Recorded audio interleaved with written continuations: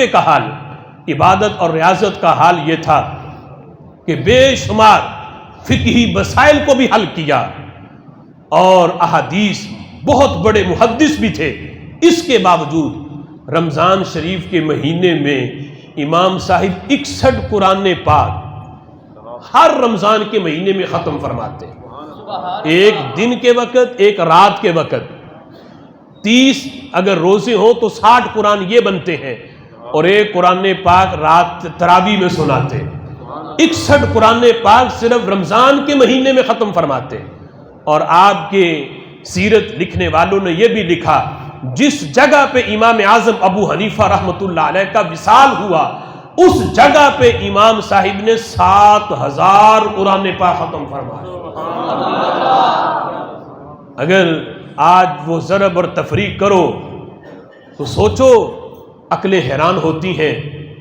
وہ رمضان شریف والا شیڈول الگ ہے کہ 80 میں آپ کی ولادت ہے، 150 ہجری میں امام اعظم ابو حنیفہ رحمۃ اللہ علیہ کا وصال ہے، 70 سال عمر بنتی ہے۔ حساب لگاؤ کہ 7000 قرآن روز کتنا پڑھیں، مہینے میں کتنے ختم کریں، پھر سال میں کتنے ختم کریں، تو کب جا کے 7000 کا عدد پورا ہوتا ہے۔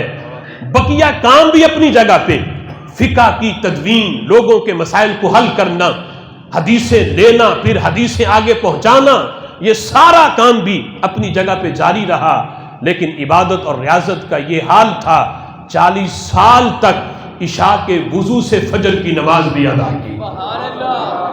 حضرت امام اعظم ابو حنیفہ رحمۃ اللہ علیہ، آج حضرت امام بخاری رحمۃ اللہ علیہ کا بعض لوگ موازنہ کرتے امام اعظم کے ساتھ، کہتے ہیں امام بخاری کو یہ عظمت حاصل، بہت بڑے محدث ہیں، ان کی عظمت پہ کوئی شک نہیں، لیکن امام بخاری کا موازنہ کسی صورت بھی امام اعظم کے ساتھ نہیں ہوتا، اس لیے کہ امام اعظم وہ ہیں جنہوں نے ڈائریکٹ صحابہ سے حدیثیں لیں، ڈائریکٹ صحابہ سے لیں، پھر تابعین سے لیں۔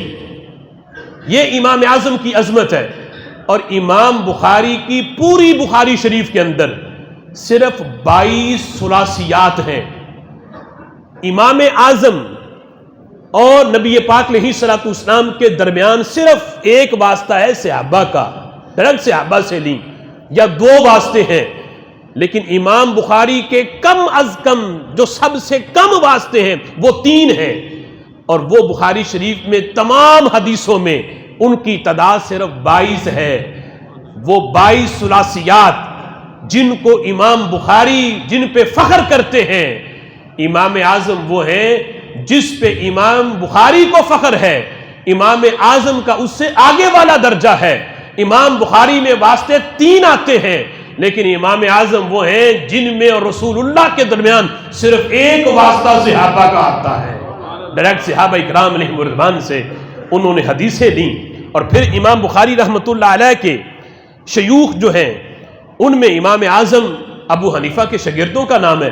مثال کے طور پہ امام بخاری کے شیوخ میں نام آتا ہے امام احمد بن حنبل کا۔ امام احمد بن حنبل جو ہیں یہ شاگرد ہیں امام شافعی کے، امام شافعی شاگرد ہیں امام محمد کے، اور امام محمد شاگرد ہیں امام اعظم ابو حنیفہ کے۔ امام بخاری تو امام اعظم کے شاگردوں کے شاگرد ہیں، جن کو یعنی یہ عظمت بھی حاصل کہ امام بخاری رحمۃ اللہ علیہ کا اس لحاظ سے بھی کہ شاگردوں کے شاگرد ہیں، انہیں امام اعظم کے ساتھ ان کا موازنہ کرنا یہ عقل مندی کی بات نہیں۔ امام بخاری کا محدثین میں بڑا مقام ہے، انہیں امام المحدثین کہا جاتا ہے، لیکن امام اعظم ابو حنیفہ رحمۃ اللہ علیہ کا مقام حدیث کے میدان میں امام بخاری سے بھی کہیں اونچا ہے۔ اگر